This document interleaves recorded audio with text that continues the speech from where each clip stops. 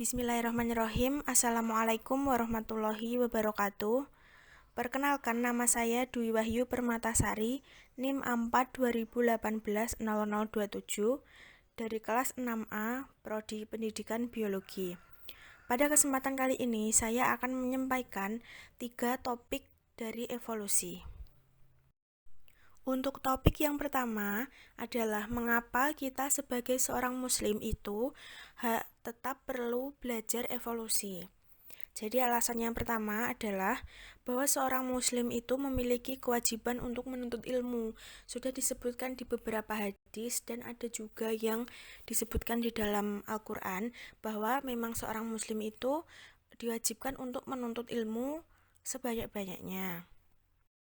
Kemudian yang kedua adalah bila berkaitan dengan evolusi, maka kita akan penasaran dan akhirnya akan mencari tahu mengenai adanya Tuhan yang menciptakan benda-benda di bumi, bahkan di alam semesta. Jadinya yang menciptakan gunung, menciptakan planet, menciptakan bintang seperti itu, kita akan timbul rasa ingin tahu bahwa yang menciptakan itu siapa sih gitu ya. Jadi yang menciptakan adalah Tuhan kita. Kemudian alasan yang ketiga adalah bila berdasarkan dari teori The Big Bang atau biasa disebut dengan dentuman besar, itu bahwa terbentuknya alam semesta ini itu diawali dari dentuman besar atau yang berupa Big Bang tadi dengan berdasarkan kajian kosmologi mengenai bentuk awal dan perkembangan alam semesta. Nah, jadinya alam semesta itu sebelum terbentuk kan harus ada awalannya dulu. Nah, dari teori The Big Bang ini tadi, awalannya dari terbentuknya planet, terbentuknya asteroid, seperti itu, adalah dari hasil dentuman besar itu tadi. Kemudian diperkuat juga dari penjelasan Quran Surat Al-Anbiya ayat 30 yang artinya adalah dan apakah orang-orang yang kafir tidak mengetahui bahwasanya langit dan bumi itu keduanya dahulu adalah suatu yang padu. Kemudian kami pisahkan antara keduanya dan dari air kami jadikan segala sesuatu yang hidup. Maka mengapakah mereka tiada juga beriman? Nah, yang intinya adalah jadi semesta itu bermula dari gumpalan yang kemudian terpisah. Begitu juga berdasarkan dari teori Big Bang tadi yang menyatakan bahwa dulunya alam semesta itu juga awalnya berasal dari ledakan besar yang kemudian mengembang. Nah, kan berarti dulu itu menjadi satu, kemudian terjadi ledakan seperti itu hingga timbul menjadi planet, menjadi asteroid, menjadi galaksi seperti itu. Jadi dari Quran Surat tadi dan teori Big Bang itu intinya adalah berkaitan bahwa yang mana awalnya alam semesta ini itu bermula dari suatu yang padu kemudian berpisah seperti itu. Dan untuk topik yang kedua adalah pengertian evolusi dan pernyataan bahwa evolution as theory and fact atau evolusi adalah teori dan fakta.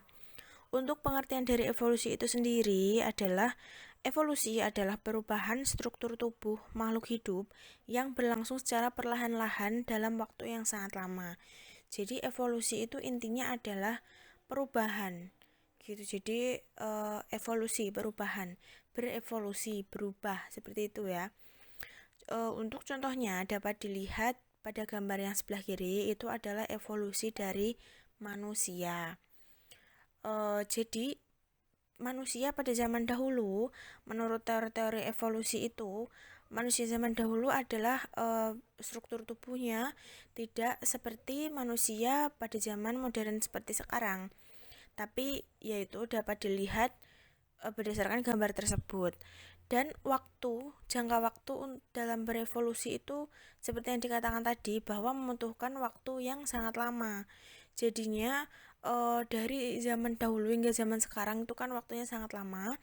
Jadinya seiring berjalannya waktu tersebut manusia mengalami perubahan, gitu, mengalami evolusi seperti itu hingga seperti manusia yang ideal seperti sekarang berjalan menggunakan 2 kaki, dan bentuk tubuhnya juga sudah sempurna seperti itu.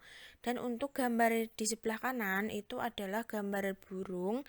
Yang membedakan itu adalah paruh-paruh dari burung tersebut. Bahwa dulunya semisal ini adalah dalam jenis burung yang sama, bahwa dulunya adalah paruhnya besar seperti itu, seperti yang bagian atas kiri itu paruhnya besar seperti itu. Seiring berjalannya waktu, mungkin karena faktor adaptasi lingkungan juga, faktor dari makanan yang berada di lingkungan tempat tinggalnya itu mengharuskan dia untuk mempunyai paruh yang kecil agar mudah untuk beradaptasi atau mencari makanan untuk bertahan hidup seperti itu. Oleh karena itu, burung tersebut juga berevolusi paruhnya seiring berjalannya waktu menjadi menyesuaikan dengan lingkungannya. Kemudian melanjutkan topik 2 tadi, yaitu evolution as theory and fact, atau evolusi adalah teori dan fakta. Jadi evolusi itu cuma teori atau memang fakta sih gitu. Jadi memang evolusi itu bisa dikatakan keduanya gitu. Jadi dia teori dan juga fakta. Dan kita juga nggak bisa mempercayai 100% bahwa evolusi itu teori ataupun juga 100% bahwa evolusi itu fakta.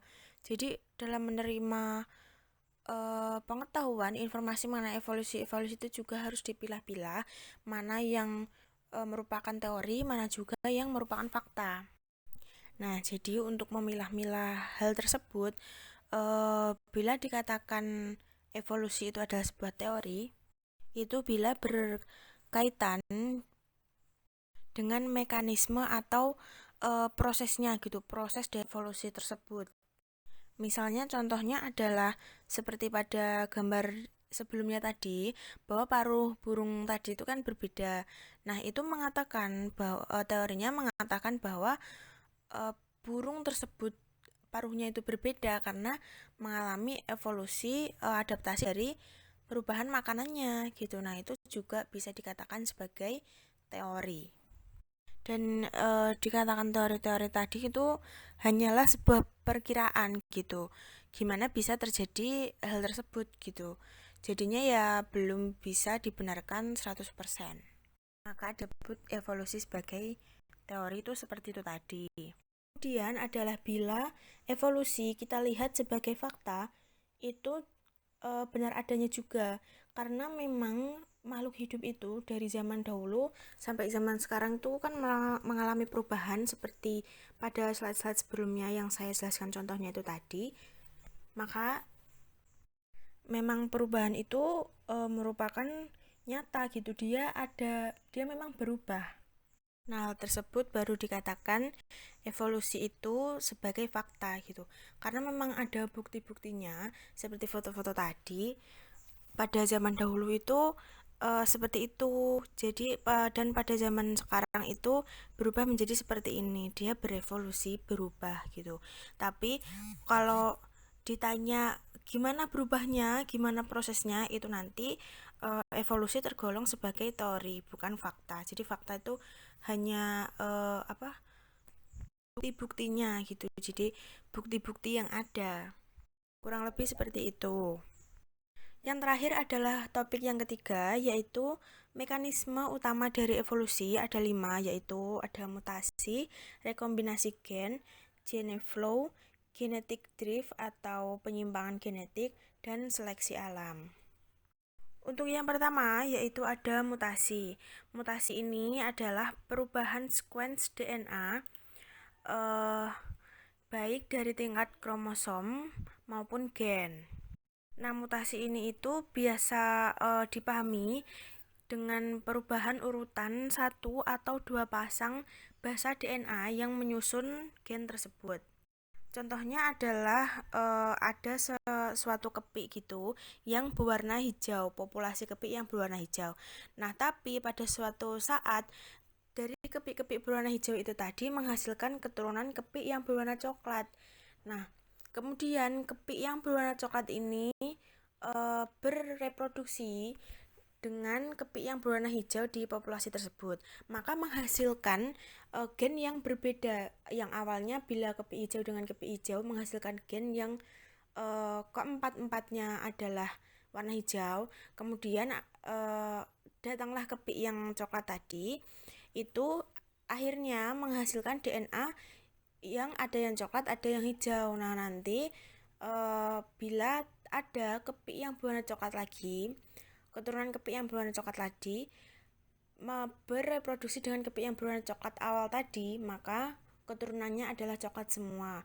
Nah, hal tersebut menjadi populasi kepik itu bukan hanya berwarna hijau, tapi ada juga yang berwarna coklat. Jadi dikatakan kepik itu tadi mengalami mutasi, baik mutasi dari itu tadi gen maupun kromosomnya. Kemudian yang kedua adalah gene flow atau aliran gen. Artinya adalah penyisipan gen dari suatu populasi ke populasi lain atau biasa disebut perpindahan gitu. Contohnya adalah sama seperti kepik tadi. Jadi kepik tadi misal di suatu populasi adalah kepik hijau, kemudian ada populasi lain yang isinya adalah kepik coklat. Nah, misal salah satu dari kepik hijau itu mereka berpindah populasi mendatangi populasi yang kepik coklat. Jadinya populasi dari kepik coklat itu tadi isinya bukan hanya kepik coklat gitu terus, tapi ada juga menjadi campuran gitu. Jadi ada kepik coklat dan kepik hijau. Begitupun sebaliknya, bila salah satu dari populasi kepik coklat itu tadi dia berpindah populasi mendatangi populasi dari kepik hijau, maka populasi dari kepik hijau itu tadi isinya bukan hanya kepik hijau semua, tapi ada juga campuran dari kepik coklat. Nah, hal tersebut dinamakan adanya perpindahan itu tadi, perpindahan gen dari suatu populasi ke populasi lain. Kemudian yang ketiga adalah rekombinasi gen atau perkawinan silang.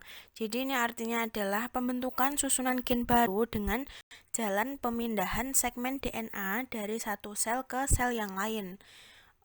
Contohnya seperti hukum Mendel 1 dan hukum Mendel 2, yang mana pemisahan sel kelamin itu secara bebas dan kombinasi baru secara acak dan bebas. Nah, untuk contohnya adalah misal kuda dikawinkan dengan zebra, seperti itu. Itu namanya adalah rekombinasi gen atau kuda dengan keledai, seperti itu. Selanjutnya yang keempat adalah seleksi alam. Ini yang paling sering didengar ya, paling hits gitu. Jadi artinya adalah suatu proses adanya perbedaan antar organisme dalam hal kemampuan bertahan hidup dan bereproduksi. Perbedaan dalam satu atau lebih cirinya. Contohnya adalah bila kita mendengar seleksi alam itu yang paling sering terus adalah dari teorinya Darwin, yang jerapah itu. Jadi kenapa sih jerapah itu sekarang lehernya panjang gitu? Jadi menurut teorinya Darwin itu dulu itu jerapah itu ada dua jenis gitu, ada yang leher panjang dan ada yang leher pendek. Nah, karena seleksi alam itu tadi, karena pohon-pohon itu kan daunnya tinggi-tinggi. Nah, jadi jerapah yang pendek itu nggak bisa memakan daun. Akhirnya dia mengalami seleksi alam. Jadinya dia tidak bisa bertahan hidup karena nggak ada makanan yang bisa digapai itu tadi. Jadi yang mampu bertahan dari seleksi alam itu tadi adalah jerapah yang berleher panjang. Menurut teori Darwin seperti itu. Jadi maka dari itu jerapah-jerapah yang kita temui zaman sekarang itu, zaman modern ini adalah hanya jerapah yang leher panjang, karena jerapah yang leher pendek mengalami seleksi alam dan punah, seperti itu. Kemudian mekanisme yang terakhir adalah genetic drift atau penyimpangan genetik. Artinya adalah suatu proses di mana terjadi perubahan acak terhadap sejumlah satu atau lebih sifat terwariskan di dalam populasi. Jadi penyimpangan genetik ini terjadi secara acak, perubahan acak, seperti itu. Baiklah, sekian sedikit penjelasan dari saya beberapa topik yang ada di evolusi. Sekian dari saya, semoga apa yang saya sampaikan dapat bermanfaat. Apabila ada kesalahan, mohon dimaafkan. Wabillahi taufiq wal hidayah. Wassalamualaikum warahmatullahi wabarakatuh.